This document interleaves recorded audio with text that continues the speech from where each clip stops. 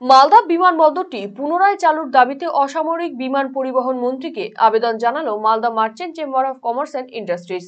উল্লেখ্য, মালদা বিমানবন্দরটি 1962 সালের দিকে একটি ছোট ডোমেস্টিক এয়ারস্ট্রিপ হিসেবে নির্মিত হয়।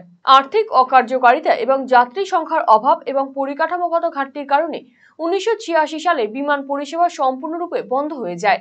এরপর 2014 সালের জানুয়ারি মাসে রাজ্য সরকার পবন হংসের মাধ্যমে হেলিকপ্টার পরিষেবা চালু করে কলকাতার বেহালা থেকে মালদা এবং বালুরঘাট রুটে। 2017 সালে বিমানবন্দরের পুনর্নির্মাণ শুরু হওয়ায় পরিষেবাটি ধীরে ধীরে বন্ধ হয়ে যায়। বর্তমানে অচল অবস্থায় রয়েছে বিমানবন্দরটি। ফলে এখানে উড়ান পরিষেবা চালু হলে ব্যবসায়িক ক্ষেত্র সহ রোগীদের যাতায়াতে সুবিধা হবে বলে অভিমত চেম্বার অফ কমার্সের। আমরা Malda merchant chamber of commerce and ইন্ডাস্ট্রির পক্ষ থেকে কেন্দ্রীয় সরকারের সিভিল অ্যাভিয়েশন মিনিস্টারের কাছে আমরা মালদাতে এক্সিস্টিং আমাদের উড়ান পরিষেবা এক্সিস্টিং এয়ারপোর্ট চালু করার জন্য আমরা অতি সত্বর আবেদন করেছি। আমাদের যে এক্সিস্টিং এয়ারপোর্ট আছে সেই এয়ারপোর্টে এখনও 19 সিটার যে প্লেন আছে স্বাচ্ছন্দ্যে ওঠানামা করতে পারবে, সেগুলো কিন্তু সংশ্লিষ্ট দপ্তরের রিপোর্টেই পরিলক্ষিত হয়েছে।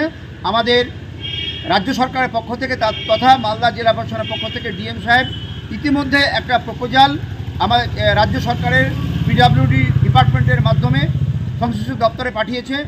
আমরা মনে করি যে মালদার যে এয়ারপোর্ট আছে এই এয়ারপোর্টে পুনরায় পরিষেবা চালু করলে আমাদের এখানে কৃষিভিত্তিক অনেক হেভি ইন্ডাস্ট্রি গড়ে উঠতে পারে। আমাদের এখানে রায়গঞ্জবাসীদের জন্য সুখবর, যারা দীর্ঘদিন ধরে জয়েন্টের ব্যথা এবং হাড়ের সমস্যায় ভুগছেন তাদের জন্য রায়গঞ্জ দিশারিতে আসছেন আর.এন. টেকর হাসপাতালের জয়েন্ট রিপ্লেসমেন্টে ভারত বিখ্যাত অস্থিরোগ বিশেষজ্ঞ doctor Barun Dutta, MD, DNB. এখন থেকে প্রতি মাসের নির্দিষ্ট দিনে ডাক্তারবাবুকে দেখাতে আজই যোগাযোগ করুন দিশারি হেলথ কেয়ার, উকিলপাড়া, রায়গঞ্জ শাখায়। যোগাযোগ করুন 7477785509, 7477785512 এই নম্বরে। না, একঘেয়েমির এবার একটা পরিবর্তন দরকার। পরিবর্তন? কি পরিবর্তন চাও? এবার কি হবে পরিবর্তন? হ্যাঁ, আরসিটিভি সংবাদে আসতে চলেছে পরিবর্তন। কি পরিবর্তন জানতে চোখ রাখুন আরসিটিভি সংবাদে।